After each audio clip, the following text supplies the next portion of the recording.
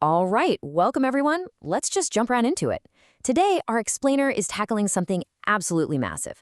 We're looking at one of the most influential, enduring stories in all of human history, the Ramayana.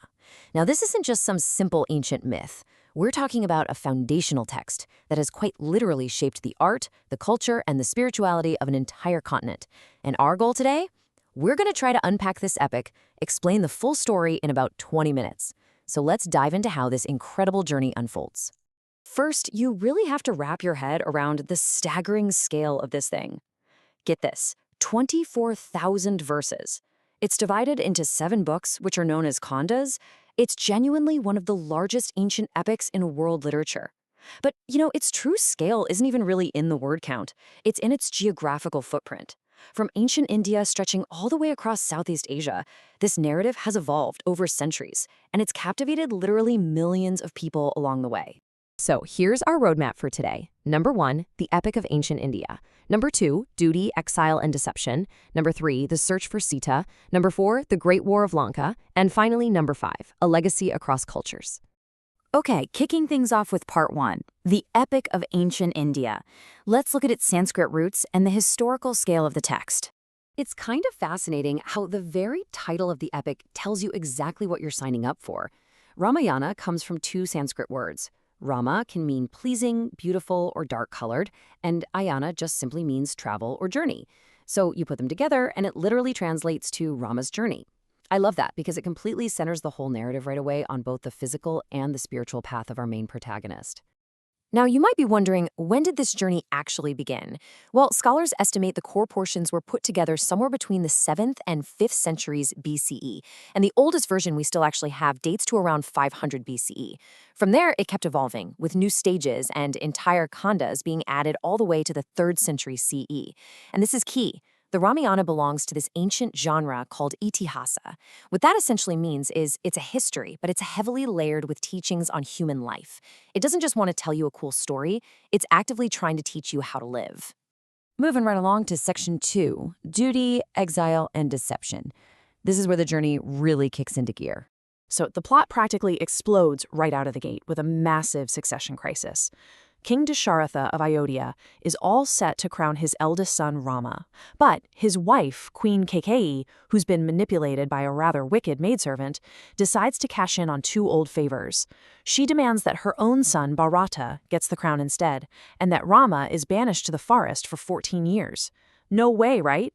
But this brilliantly sets up the ancient ideal of dharma, which is righteous duty. Rama just calmly accepts this absolute exile, no questions asked, purely to honor his father's word. And what's wild is that even his brother Bharata refuses to profit from the whole scheme. He actually begs Rama to come back, and when Rama says no, Bharata takes Rama's sandals, puts them on the throne, and rules just as a placeholder. So now they're out in the wilderness in what's called the Aranyakanda, and the tension just keeps ratcheting up. Rama, his wife Sita, and his deeply loyal brother Lakshmana set up camp in Chitrakoot. But the peace doesn't last long. A demoness named Surpanaka tries to seduce Rama and actually attacks Sita. Lakshmana stops her by cutting off her nose. Well, as you can imagine, this completely enrages her brother, Ravana, the terrifying demon king of Lanka, and Ravana strikes back with the ultimate bait-and-switch. He sends a demon disguised as this glowing, mesmerizing golden deer, and while Rama and Lakshmana are lured away into the forest chasing it, Ravana swoops in, disguised as a sage, forcibly kidnaps Sita, and takes off in a flying chariot. Which brings us to section 3, the Search for Sita. Let's talk about alliances and betrayals. At this point in the story, the text very deliberately holds up a mirror to our 2 main figures. On one side, we have Rama's path. It's totally defined by righteous duty, protecting the innocent, and carefully building up his alliances. And on the exact opposite side, you have Ravana. His path is fueled by destructive arrogance, deceptive trickery, like disguising himself as a holy man, and literally kidnapping another man's wife. It is the classic absolute showdown between dharma, the right way, and adharma, the wrong way. Now, Rama obviously needs help to take on Ravana, and he ends up finding it in the Vanara, which is a race of forest-dwelling monkeys. First, he teams up with Sugriva, who's a banished king. Sugriva promises to help out once Rama helps him get his own throne back. Next, we meet Hanuman, Guys, Hanuman is a real game changer here. He's the ultimate devoted hero. His role is absolutely crucial because he physically leaps all the way across the ocean to the island of Lanka, finds Sita locked up, and gives her Rama's ring to give her some hope.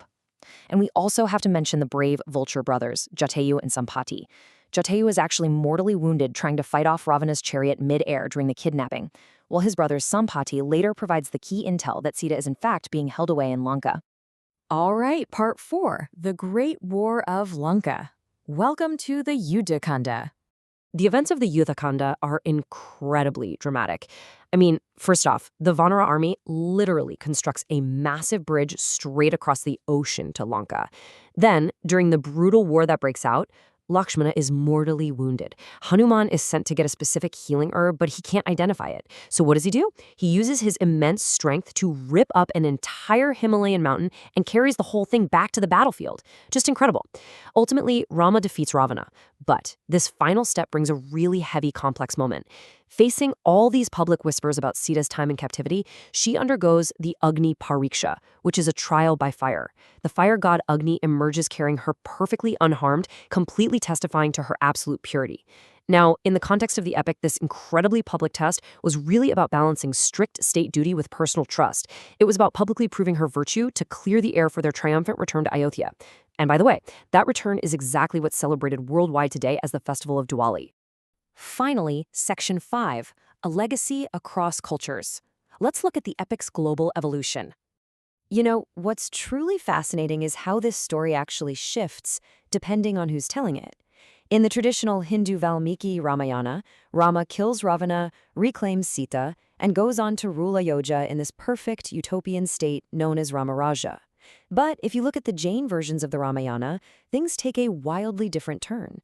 Because Jainism places such a massive emphasis on absolute nonviolence, it's actually Lakshmana who kills Ravana. Rama, being a perfectly upright soul, straight up refuses to kill. Ultimately, he even renounces his kingdom entirely and becomes a Jain monk to achieve spiritual liberation. It's just a brilliant example of how different traditions took the exact same core narrative and naturally adapted it to fit their own spiritual frameworks. And the story just spread like wildfire, well beyond India's borders, leaving a massive cultural footprint. In Thailand, it was adapted into the Ramakien, and there, Hanuman actually gets a much bigger, slightly more lascivious role. Down in Indonesia, you have the Javanese Kakawin Ramayana, which weaves in local indigenous guardians like Samar and his clown servants. Plus, in Bali, the epic is famously performed through the hypnotic Kecak fire dance. And of course, as we mentioned, worldwide the story is intimately tied to Diwali, the festival of lights, celebrating the triumphant return of good over evil. So what does this all mean for us? Well, for over 2.5 millennia, Rama's journey hasn't just sat frozen in time. It has fluidly adopted to the art, the morals, and the performance styles of every single culture it's touched along the way. From ancient palm leaf manuscripts all the way to modern animated films, the Ramayana continues to breathe and live. So as our world becomes more and more interconnected, you have to wonder, how will this ancient living myth evolve next? Thank you so much for joining us for this explainer, and we will definitely see you next time.